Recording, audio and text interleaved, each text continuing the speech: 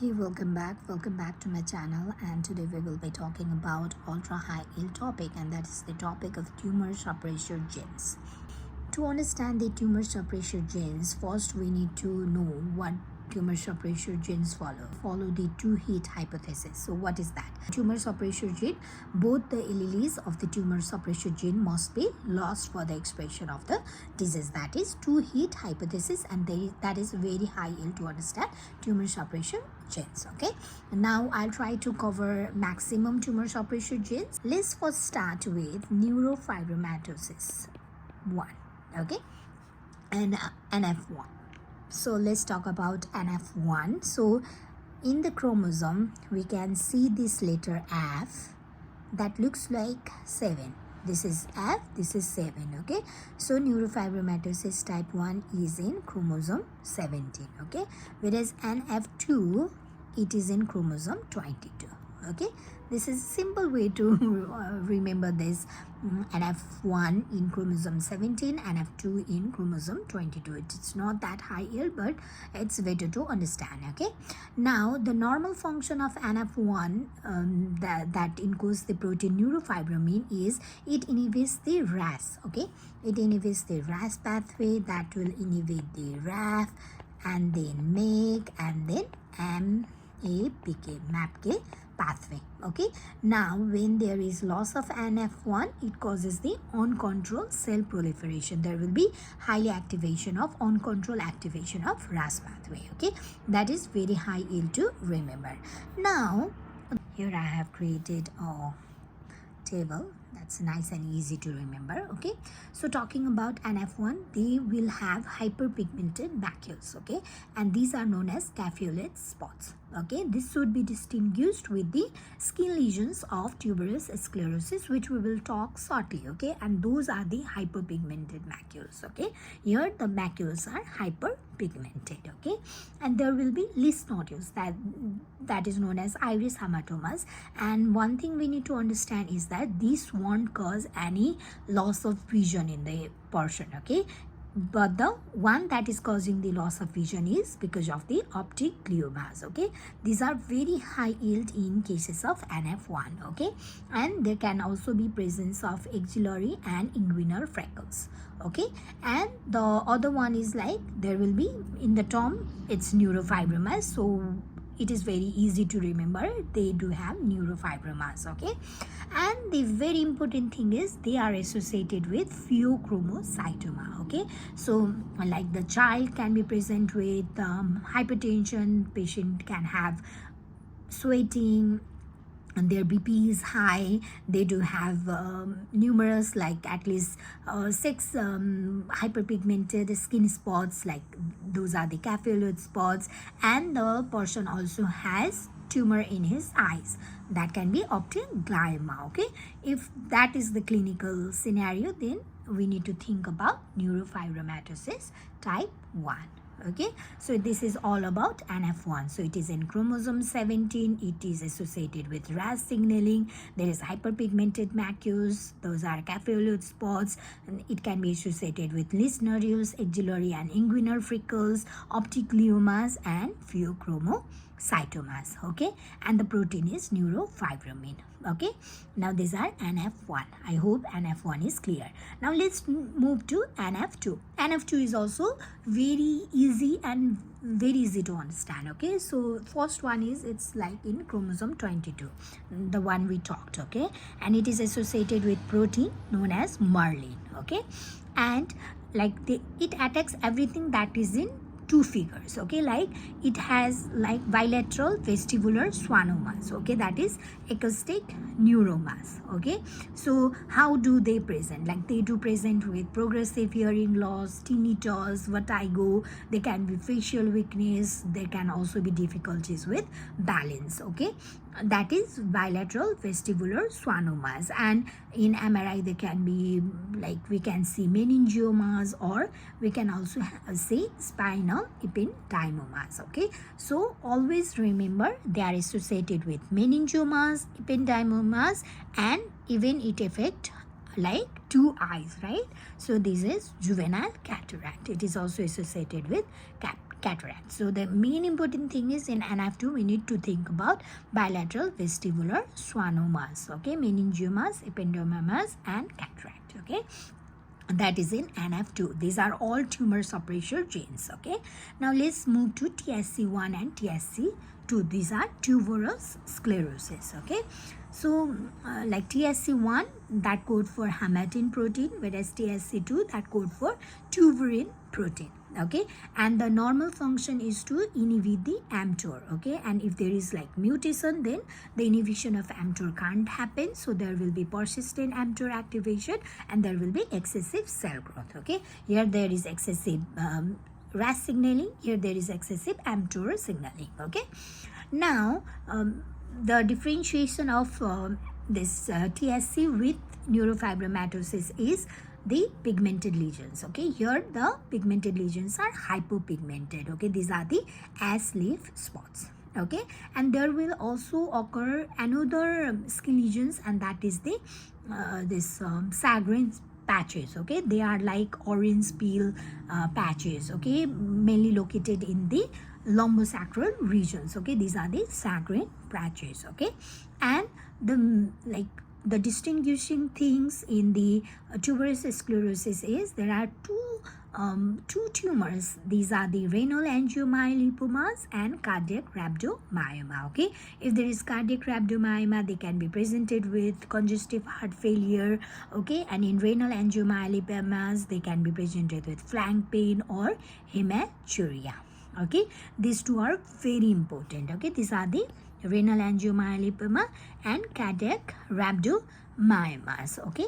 So these two are very important. And the other one is, it also is associated with subependymal giant cell astrocytomas, okay.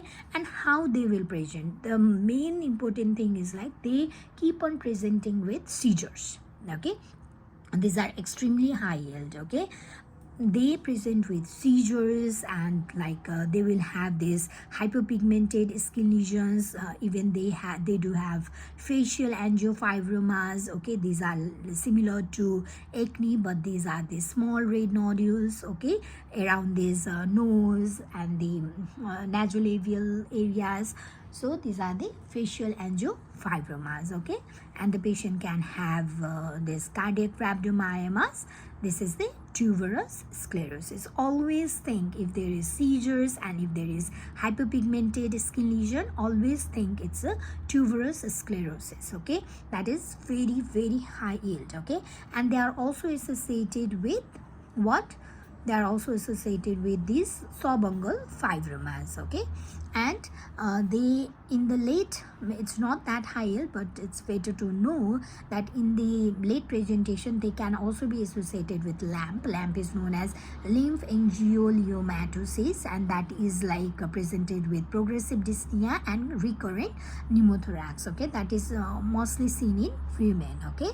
And the treatment is sirolimus because it affects the mTOR pathway, okay. So what we have to remember is, always remember that TSC, that tuberous sclerosis, is associated with, it does have a TSC, so it is associated with seizures. Always remember seizures, okay. And it has T, so always remember it has tubers, okay. The tubers in brain that can result in seizures, okay. And the other one is hypopigmented skin lesions, the orange peeling, there is cardiorhabdomyoma, there is renal angiomyolipomas, okay. These are the only tumors with myo in its name, okay. So renal angiomyolipomas and cardiac rhabdomyoma, okay. These are the tuberous sclerosis, okay. Everything you need to know. These are tumor suppressor genes. Now let's go to VHL. So VHL, it has 3 letters in its name. VHL, bone Hippel Lindau syndrome, okay. It is associated with chromosome 3, okay. And the main function is it normally degrades the hypoxia inducible factor HIF alpha 1 alpha, okay. And now the mutation will result in what? It results in the accumulation of HIF HIF. So it is a hypoxia inducible factor. If there is no degradation, there will be increase in VEGF and there will be increase in PDGF, okay, platelet derived growth factor, and this vascular endothelial growth factor that results in angiogenesis. So what are the hallmark of the VHL? That is the, it's like if you just understand the pathophysiology, you will understand the disease presentation, okay. So the hallmark will be hemangioblastomas, okay. And if it is present in cerebellum or spinal cord, it will result in ataxia or headache, okay, even seizures, and in retina it's a vision loss, okay. So always we need to remember in VHL it is associated with like ataxia, headache, vision loss, okay. And it is also associated with pheochromocytoma. Type 2 one is associated with pheochromocytoma. The other one, neurocutaneous disorder, that was associated with pheochromocytoma is the NF1, okay. So similarly, this child can also be presented with hypertension, palpitation, sweating, but they will have other thing, like they can have renal cell carcinoma in the abdominal ultrasound, or they can be pancreatic cyst, okay. The chromosome, like it's in chromosome 3, BHL letter 3, RCC is also letter 3. So just remember it is associated with hemangioblastoma and it is associated with HIF, that is also letter 3. So hemangioblastoma, renal cell carcinoma, and pheochromocytoma. Just remember these three, okay. Don't try to remember everything. If you try to remember everything, you will just like forget all, okay. So just remember in HIF, this VHL, this is also a tumor suppressor gene. Now let's go to TP53, okay. So TP53 is the guardian of the genomes, okay. This is the most commonly mutated tumor suppressor gene in human cancers, okay. So whenever the person is diagnosed with tumor, he has to undergo different varieties of lab investigations. Just remember labs, okay. So they are associated with leukemia. These are the blood malignancies. These are associated with adrenal gland tumor. They are also associated with breast and brain tumors, okay.